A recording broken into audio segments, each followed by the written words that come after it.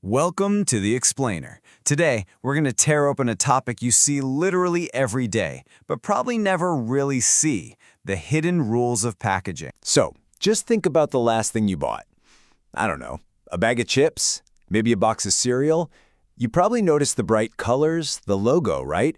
But what you didn't see was this invisible web of science, law, and engineering that's packed into that simple container. Yeah, we're all trained to think of packaging as just marketing art. A tiny billboard to grab our attention. And sure, it is that, but that is just scratching the surface. Because the reality is, every single package is a high-stakes balancing act. I mean, you get one tiny detail wrong, and you're suddenly facing costly recalls, legal trouble, or a product that just completely bombs on the shelf. And that's because packaging isn't just a design problem, it's a systems problem. It's a true masterclass in compromise, where every single choice you make has a ripple effect. Okay, so to really get this system, you've got to see that every package exists on 4 different planes, all at the same time. First up, you have the commercial goals. Does it look great and pop on the shelf? Then there are the regulatory minimums. Does it have all that mandatory legal text? Third, manufacturing capabilities, like can we even physically print and make this thing? And finally, number 4, end-of-life outcomes. What actually happens to it when you're done with it? All right, let's dive into one of these. We'll start with something that seems purely creative: the text. You'd think a designer just picks a font that looks good, right? Well, the truth is, what they can choose is often dictated by the law. So let's talk about a designer's secret obsession, something called the X height. Now, it's pretty simple. It's just the height of a lowercase x in any given font. But here's the crazy part. This isn't just some nerdy design detail. In huge markets like the EU and the UK, it's a legally binding unit of measure for all that mandatory info, like your ingredient lists. And it gets incredibly specific.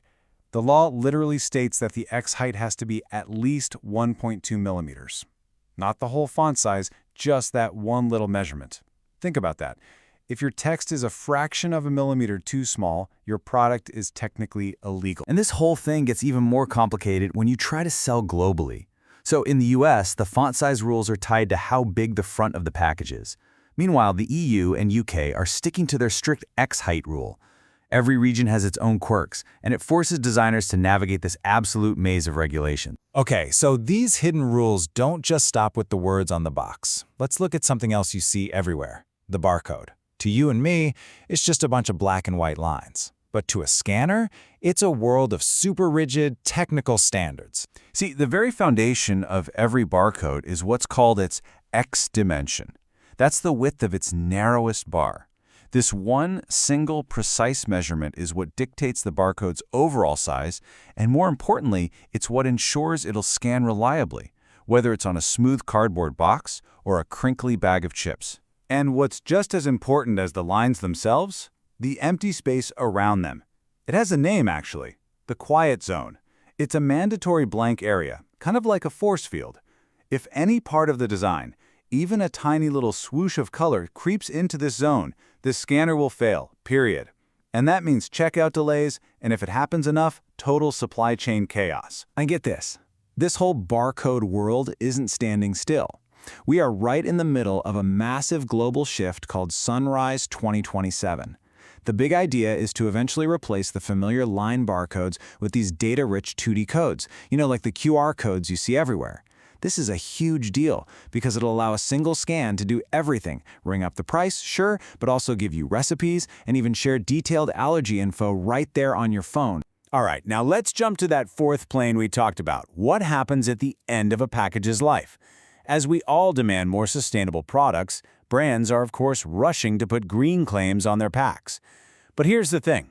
Those promises are now being policed more heavily than ever before. So what this really means is that the era of vague, feel-good promises is over. You can't just say your package is eco-friendly anymore. Regulators are demanding proof. So instead of making these risky, broad claims, brands now have to use specific, qualified statements, like made with 75% recycled content. The more provable and specific your claim is, the safer you are. And this isn't just, good advice. It's the law. In the US, you've got the FTC's Green Guide setting the rules. Over in the UK, it's the CMA's Green Claims Code. And the EU is rolling out an even stricter Green Claims Directive. Making a false or misleading claim?